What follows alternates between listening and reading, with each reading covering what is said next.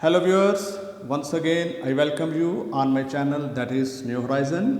इल्म, सच्चाई और बहादुरी से मोहब्बत रखने वालों को एक बार फिर से मेरा सलाम। स्टूडेंट्स, मैं उम्मीद करता हूँ कि मेरी प्रीवियस वीडियोस आपको हेल्प आउट कर रही होंगी। आज की वीडियो भी ध्यान से देखिए। आज की वीडियो के साथ हमारा चैप्टर का एंड होने को है। आज की वीडियो में हम जिन दो टॉपिक्स को डिस्कस करने को हैं that is Avogadro's number and mole and their relationship with each other. ठीक है, मोल, एवोगैड्रोस नंबर, ये क्या होते हैं हम इसको डिस्कस करेंगे और इसके साथ ही हम ये जानेंगे कि इनका आपस में क्या ताल्लुक है। सो स्टूडेंट, सबसे पहले हम बढ़ते हैं एवोगैड्रोस नंबर की तरफ। चूँकि नाम से ही आपको पता चल रहा होगा कि ये एक नंबर है, ये एक क्वांटिटी है। सो वाइट बोर्ड पर मेरे पीछे यहाँ पे आपको लिखा हुआ दिख रहा होगा 6.022 इंटू 10⁻23। जो क्वांटिटी है, इस ह्यूज क्वांटिटी को हम एवोगैड्रोस नंबर कहते हैं और हम इसको लिखने के लिए यूज़ करते हैं एन कैपिटल और इसके साथ ए भी कैपिटल है लेकिन वो छोटा करके लिखा जाता है नीचे। ठीक है, एन ए। ठीक है जी, एन स्टैंड्स फॉर नंबर और ए स्टैंड्स फॉर एवोगैड्रोस। और स्टूडेंट्स, ये एक केमिस्ट्री में हाइपोथेटिकल नंबर है। ठीक है, ये जान लीजिए पहले। केमिस्ट्री में बल्कि पूरी साइंस में जो भी डिस्कवरीज होती हैं या इन्वेंशंस होती हैं वो एक्सपेरिमेंटली काफ़ी दफ़ा उनको चेकआउट किया जाता है, एक्सपेरिमेंटली वो प्रूफ्ड होती हैं, तब जाके हम उनको एक्सेप्ट या फिर रिजेक्ट करते हैं। सो पूरी साइंस में, साइंस की हिस्ट्री में सिर्फ एक ये नंबर है जिसकी कोई एक्सपेरिमेंटल वेरिफिकेशन हमारे पास मौजूद नहीं है। ये number without any experimental verification accepted है। ठीक है, इसके ऊपर ये कोई नहीं कह सकता कि ये क्वांटिटी क्यों ऐसे है या ये ही आपने नंबर क्यों लिया हुआ है। ठीक है, एक साइंटिस्ट था एमिलियो एवोगैड्रो, उसने इसके ऊपर काम किया था, उसी मुनासबत से हम इसको एवोगैड्रोस कहते हैं। This is a huge quantity that is 6.022 into 10⁻23। ठीक है, इस क्वांटिटी को हम एवोगैड्रोस नंबर कहते हैं। चलें, हम इसको, आप सोच रहे होंगे ये किस तरह, आप मतलब मैं जस्ट आपको एक आउटलाइन देता हूँ कि आपको एक आइडिया हो जाए। अगर आपके पास जितनी ये बड़ी क्वांटिटी है, इतनी क्वांटिटी में आपके पास अगर रुपीज़ आ जाएं, ठीक है, किसी तरीक़ा से अगर आपके पास इतने रुपए इकट्ठे हो जाएं, तो अगर आप एक सेकंड में, आप कह लीजिए खरबों रुपए, एक सेकंड में खरबों रुपए, अरब खरबों रुपए आप अगर खर्च करते हैं, तो इस क्वांटिटी को ख़त्म करने के लिए आपको 10,000 साल से ज़्यादा का टाइम लग सकता है। फिर से सुनिए, खरबों रुपए आपके पास हों, आप एक सेकंड में इतने रुपए आपके पास हों और एक सेकंड में आप खरबों रुपए खर्च करें, हर एक सेकंड में, दिन को भी रात को भी। अब आप देख लीजिए कितने, एक घंटे के अंदर 3600 सेकंड्स होते हैं एक घंटे के अंदर। तो पूरे दिन के अंदर आप अंदाज़ा कर लीजिए, कैलकुलेशन खुद कीजिए, आप स्टूडेंट्स हैं। एक सेकंड में खरबों रुपए आप खर्च करें तो 10,000 साल से ज़्यादा का टाइम लगता है इतने रुपयों को ख़त्म करने में। अब आपको मेरा ख्याल है कि आइडिया हो चुका होगा कि ये कितनी बड़ी क्वांटिटी है। ठीक है, अभी आप सोच रहे होंगे कि इस क्वांटिटी को हम यहाँ पर क्यों डिस्कस कर रहे हैं। स्टूडेंट्स, आपको पता है, अभी तक आप इतने मैच्योर हो चुके होंगे अगर आप मेरे रेगुलर वॉचर हैं। Chemistry deals with small and invisible particles called atoms. Atoms की बात होती है, छोटे छोटे पार्टिकल हैं जिनको देख नहीं सकते। ठीक है, लेकिन फिर हमने कहीं बीच में पिछली वीडियोस में हमने जिक्र किया था कि एक कंपाउंड को प्रिपेयर करने के लिए एटम्स की एक फिक्स रेशो, एटम की एक फिक्स तादाद का होना बहुत ज़रूरी है। ठीक है, एक साइड पर हमारे पास पार्टिकल्स ऐसे हैं कि वो नेकेड आई से हम उनको देख नहीं सकते। दूसरी तरफ हम कहते हैं कि एक कंपाउंड को या किसी प्रोडक्ट को तैयार करने के लिए हमारे पार्टिकल्स का एक फिक्स क्वांटिटी हमारे पास होना बहुत ज़रूरी है। अगर वो नहीं होगी हम डिज़ायर्ड कंपाउंड को प्रिपेयर नहीं कर सकते। ऐसा हमने पिछली डिस्कशन में जो है वो हम इसके ऊपर बात कर चुके हैं डिटेल में। अगर आप नहीं जानते तो मेरी प्रीवियस वीडियोस को देख लीजिए, आपको ये बात मालूम हो जाएगी। ठीक है। सो अभी प्रॉब्लम ये है कि हम इन छोटे छोटे पार्टिकल्स को, भाई जिनको हम देख नहीं सकते, उनको हम कैलकुलेट किस तरह कर सकते हैं, काउंटिंग उनकी किस तरह हो सकती है। It's impossible. ठीक है, किसी भी एक सेहतमंद इंसान, नॉर्मल इंसान के लिए ये पॉसिबल नहीं है। ठीक है। फिर अब इस प्रॉब्लम को ओवरकम करने के लिए ये कॉन्सेप्ट पेश किया गया एवोगैड्रोस नंबर का। तो ये एक क्वांटिटी, फिलहाल हमने अभी तक ये जाना है कि एवोगैड्रोस नंबर क्या होता है। पेपर में क्वेश्चन पूछा जा सकता है, तो आप सिंपल इसका लिख दे ह्यूज क्वांटिटी 6.022 × 10⁻23 पार्टिकल्स, या ये क्वांटिटी जो है इसको हम क्या बोलते हैं, एवोगैड्रोस नंबर। कितनी बड़ी है ये मैंने आपको एक आउटलाइन दे दी है। ठीक है, आप इसको खुद कैलकुलेट कर सकते हैं। फिलहाल ये बात होगी एवोगैड्रोस नंबर की। अभी अगर हमें कोई ये कहे कि हम चीज़ों को वेट आउट करें 10 ग्राम्स, 50 ग्राम्स या किलोग्राम, तो वो हमारा आसानी से उनको किसी भी बैलेंस के ऊपर रखिए और हम उसको मेजर कर सकते हैं, ये इजी है। लेकिन पार्टिकल्स को काउंट करना, फिर पार्टिकल्स की काउंटिंग के साथ डील करना, इट्स अ टफ जॉब, बल्कि मैं तो इसको ये बोलूँगा इट्स इम्पॉसिबल। ठीक है जी। सो फिर हमने इसके साथ एक और आगे एक वर्ड आ जाता है मोल। सही। फिर ये जो बात है विदाउट एनी एक्सपेरिमेंटल वेरिफिकेशन, ये कहा गया कि कोई भी क्वांटिटी जिसके अंदर इतने पार्टिकल्स हों उसको हम कहते हैं 1 मोल।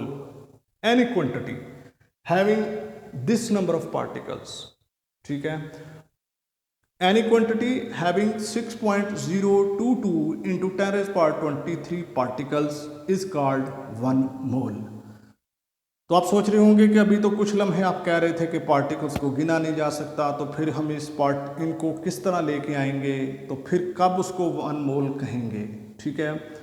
सो स्टूडेंट्स, इसको मैं आसान थोड़ा सा करता हूँ कि हम किसी कंपाउंड को, किसी सब्सटेंस के पार्टिकल्स को गिन तो नहीं सकते, लेकिन उनका हम मैस जो है वो हम मेजर कर सकते हैं। सो एक पर्टिकुलर मैस अगर हम ले लें तो हम ये कहेंगे कि ये 1 मोल है। चलिए अब ज़रा देखते हैं कि वो किस तरह, भाई बात कर लेते हैं। हमारे पास है जी, इसको मैं रिमूव करता हूँ थोड़ी देर के लिए। फॉर एग्जांपल मैं ले लेता हूँ सोडियम Na, दैट इज, इसका एटॉमिक मास कितना होता है 23। कैल्शियम आप बात कर लें तो ये होता है 40। हाँ जी। और उसके बाद आप कर लीजिए, चले वाटर की बात कर लेते हैं, H2O।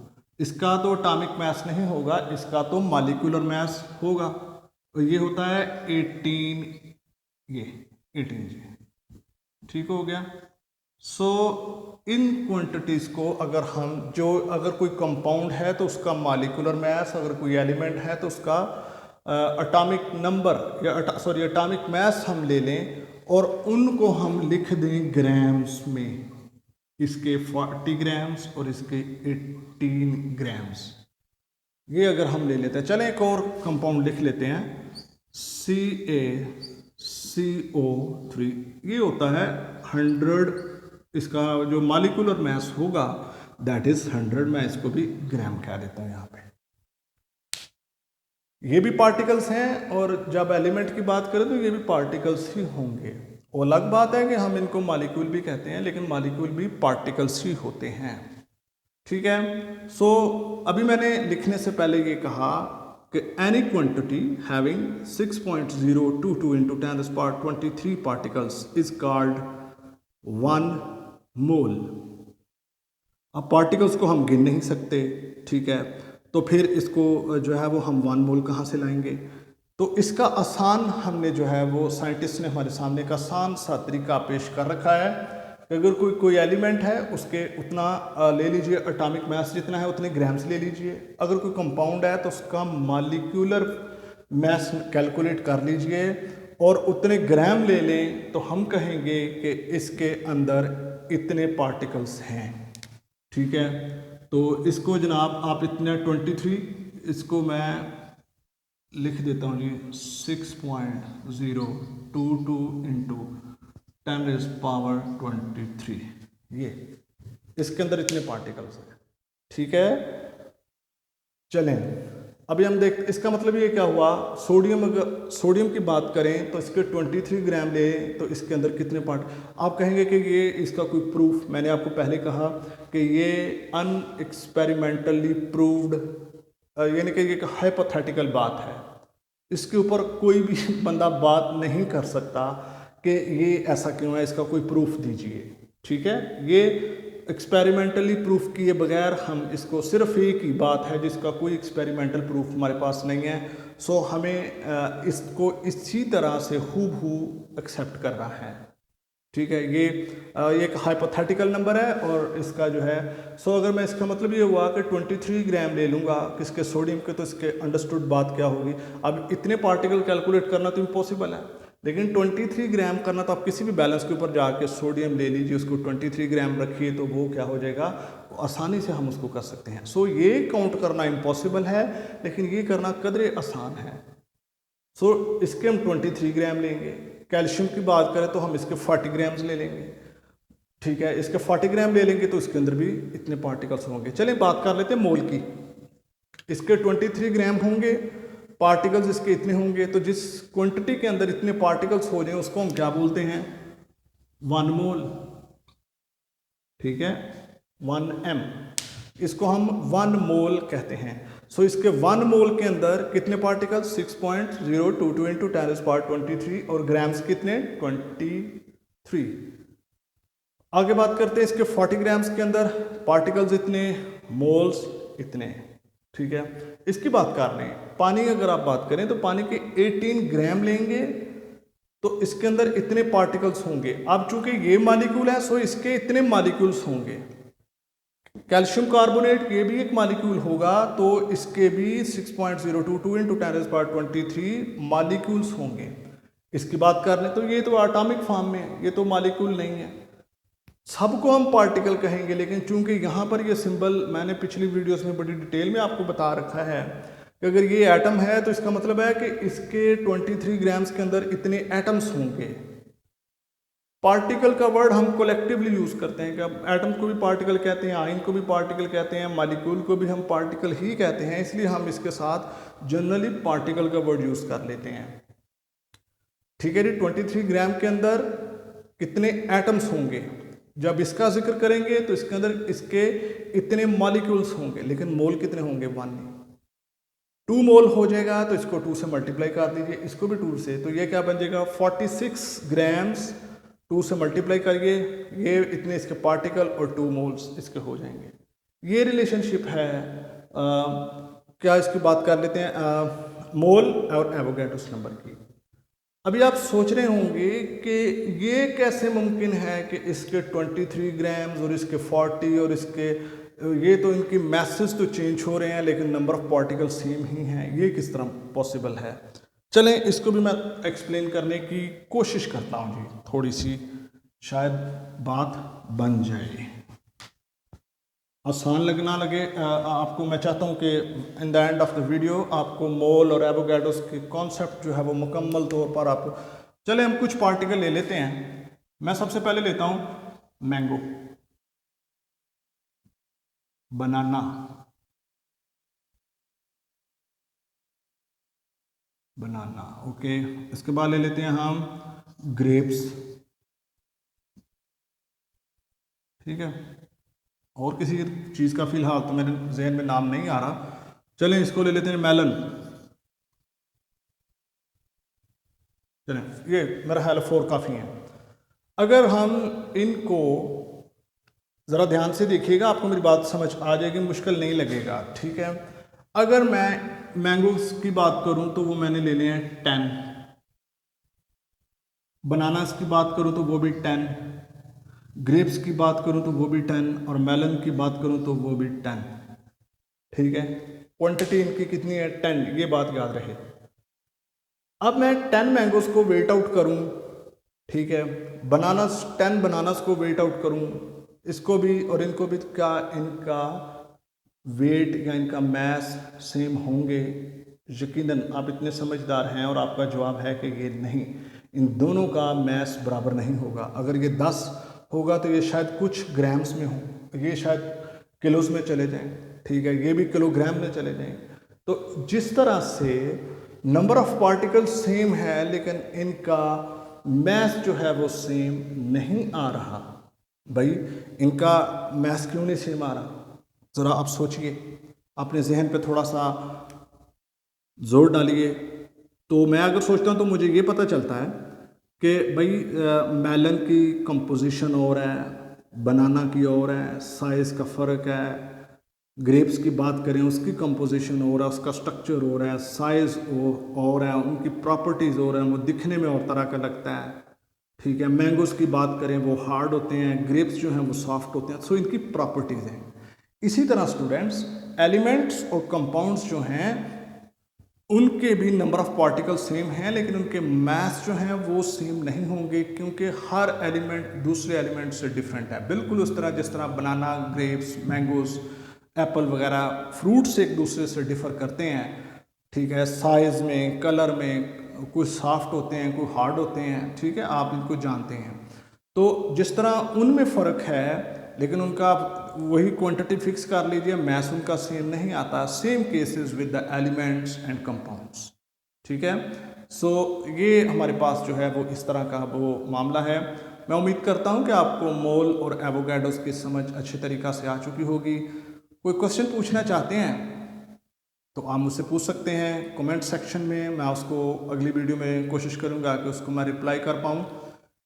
उसके बाद स्टूडेंट्स अगली वीडियोस जो होंगी उनमें हम चैप्टर नंबर 1 के जो न्यूमेरिकल्स होंगे, कुछ जो मुश्किल को होंगे वो मैं वीडियो में सॉल्व करूंगा, जो इजी होंगे वो आप सॉल्व करेंगे एज एन एक्सरसाइज, ठीक है। उससे पहले इस चैप्टर के मोल के बाद आगे कुछ फार्मूलाज दिए गए हैं।